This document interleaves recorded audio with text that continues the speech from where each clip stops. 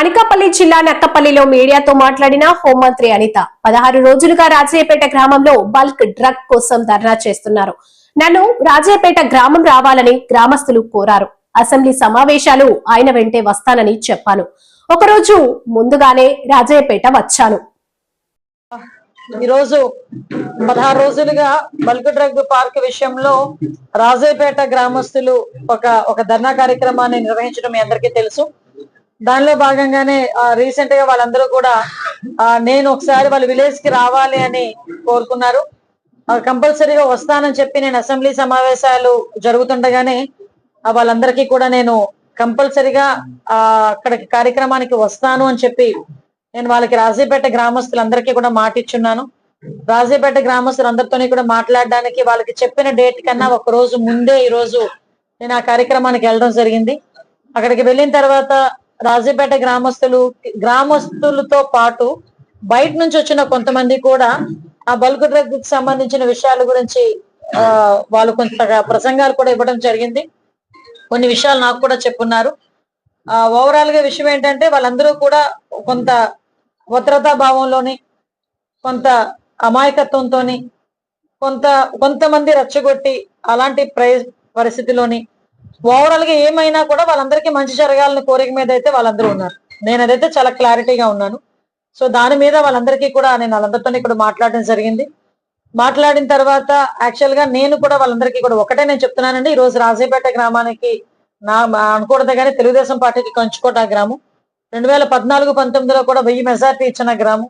మొన్న recent elections లో కూడా ఒక మంచి మెజార్టీ ఇచ్చిన గ్రామం. 2019-20లో కూడా తెలుగుదేశం పార్టీకి మెజార్టీ వచ్చిన గ్రామం మత్స్యకార గ్రామం. మత్స్యకారులు అనేసరికి తెలుగుదేశం పార్టీకి కొంచెకోటగా ఉండే పాయకరావుపేట నియోజకవర్గంలో ప్రజలు వాళ్ళకి మనిషితో సంబంధం ఉండదు, గుర్తుతో సంబంధం మాత్రమే. తెలుగుదేశం పార్టీ సింబల్ కనిపిస్తే చాలు వాళ్ళు ఓటేసుకుని వెళ్ళిపోయేంత మంచి మనుషులు. అదేవిధంగా వాళ్ళందరినీ కూడా ఏ రోజైనా వాళ్ళందరినీ ఇబ్బంది పెట్టే పరిస్థితి కూడా మాకు ఎప్పుడు ఉండదు. 2016 టైంలోని ఎప్పుడైతే ఏపీఎస్సీ 2010లో నోటిఫికేషన్ వచ్చి ఆ చుట్టుపక్కల భూములన్నీ కూడా ఏపీఎస్సీ పరిధిలోకి తీసుకొచ్చిన తర్వాత వాళ్ళ క్రయ విక్రయాలు కూడా చాలా మట్టుగా ఆగిపోయి వాళ్ళ తాలూకా పిల్లల పెళ్లిళ్ళు చేయడం కూడా చాలా ఇబ్బందులు పడుతున్నారని ఆ రోజు చెప్పినప్పుడు ఓవరాల్ గా ఏపీఎస్సీ వాళ్ళతో మాట్లాడి దగ్గర ఆ టైంలో 18 లక్షల రూపాయలు ఆ టైంలో వాళ్ళందరికీ కూడా అమౌంట్ ఇప్పించడం, డిఫామ్ కి కూడా 12 లక్షల రూపాయలు, అందులో చెట్టుకి పుట్టకి కూడా ప్రతి ఒక్క దానికి కూడా డబ్బులు వెలకట్టి ఆ రోజు వాళ్ళందరి అకౌంట్ లోని కూడా వాళ్ళందరి సమ్మతితోనే ఆ రోజు కూడా వేయించడం జరిగింది. తర్వాత 5 సంవత్సరాల్లోని ఆ టైంలోని బల్క్ డ్రగ్ పార్క్ అక్కడ 2024 ఫిబ్రవరిలో అక్కడ వైఎస్ఆర్సీపీ ఉండేటప్పుడు కొంత శంకుస్థాపన కూడా రాయి కూడా ఆ రోజు వర్చువల్ గా ఏదో వేస్తే చాలా మంది బయటకు వచ్చి వైఎస్ఆర్సీపీ నాయకులు కూడా పాలాభిషేకాలు కూడా చేయడం జరిగింది. నేనేమంటా అంటే ఇప్పుడు మా గవర్నమెంట్ వచ్చిన తర్వాత ఇండస్ట్రియల్ని ప్రమోట్ చేయాలనే ఉద్దేశంతో ప్రత్యేకంగా పొల్యూషన్ ఫ్రీ గా ఉండాలి, అట్ ద సేమ్ టైం అభివృద్ధి జరగాలనే ఉద్దేశంతో గౌరవ ప్రధానమంత్రిగా నరేంద్ర మోడీ గారు పైసాకు వచ్చినప్పుడు మళ్ళీ తిరిగి దాన్ని పునఃప్రారంభించి ఆ రోజు ఇక్కడ బల్క్ డ్రగ్ కి ఏర్పాటు చేయడం జరిగింది. అవన్నీ కూడా మనందరికీ కూడా తెలుసు.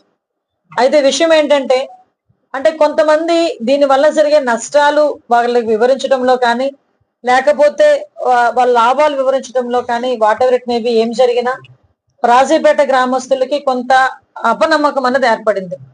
వాళ్ళ అపనమ్మకం ఏర్పడడంలో వాళ్ళ తప్పు అని నేనేం చెప్పట్లేదు. ఎందుకంటే అక్కడ హెటిరో కంపెనీ వల్ల వాళ్ళు చాలా ఇబ్బందులు పడ్డారు. లాస్ట్ అపోజిషన్ పార్టీలో ఉండేటప్పుడు కూడా వాళ్ళు ఏదో పైప్ లైన్ విషయంలో దగ్గర 200 రోజులు ధర్నా చేసిన పరిస్థితి కూడా తెలుసు. ఆ టైంలో నేను కూడా వెళ్ళి వాళ్ళకి అక్కడ సంఘీభావం చెప్పిన పరిస్థితి కూడా ఉంది.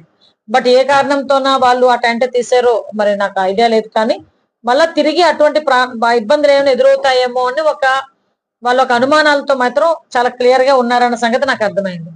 నేను దానికి సంబంధించి ఈ రోజు వాళ్ళతో మాట్లాడేటప్పుడు కూడా చాలా క్లియర్ గా నేను అక్కడున్న వాళ్ళందరికీ కూడా నేను ఒకటే కోరుకున్నా, అమ్మ మీరందరూ కూడా సమస్య చెప్పారు, ఈ సమస్యని పరిష్కరించాలి అనుకుంటే డెఫినెట్ గా మీరందరూ కూడా ఒక కమిటీ కింద అందరూ రాలేరు కాబట్టి కొంతమంది కమిటీ ఆల్ పార్టీస్ నుంచి, నేను పార్టీలకు సంబంధం లేదు కూడా ఏం అవసరం లేదు, నా నియోజకవర్గంలో నా గ్రామంలో నేను చాలా నా కుటుంబంలో ఉన్నట్టుగా నేను ఫీల్ అవుతాను.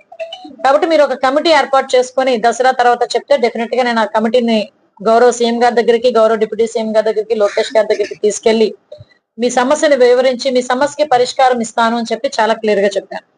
అయితే వాట్ ఎవరి ఏం జరిగినా వాళ్ళలో కొంత భయం అని గానీ వాళ్ళలో కొంత అభద్రతా భావం ఉంది కాబట్టి, వాళ్ళ సొంత పిల్లనే కాబట్టి, వాళ్ళ ఇంట్లో ఆడపిల్లనే కాబట్టి, నా దగ్గర ఉన్న చనువుతోనైనా వాట్ ఎవర్ మేబీ నా దగ్గరికి వచ్చారు, నాతో మాట్లాడారు. మీరందరూ కూడా అబ్జర్వ్ చేసే ఉంటారు. అక్కడ నేనేదో ఫోర్స్ ఉపయోగించుకోనో లేకపోతే ఇంకో కారు ఎక్కేసో నేను రాలా. నేను అక్కడే నుంచున్నాను, మైక్ పట్టుకున్నాను, వాళ్ళందరినీ కన్విన్స్ చేసుకున్నాను. వాళ్ళందరూ ఏదైతే నాతో చెప్పారో, అమ్మ ఆ వర్కులు కొంచెం ఆపండి అమ్మా అన్నారు, ఆపుతానని చెప్పాను. మీ తరపున నేను మాట్లాడతానని చెప్పాను. నేను ఆల్రెడీ ఆ పరిస్థితులు ఆ పొజిషన్ లో ఆల్రెడీ నేను ఇప్పుడు అధిష్టానంతో మాట్లాడే పరిస్థితి కూడా ఈరోజు తీసుకొచ్చుకున్నాను.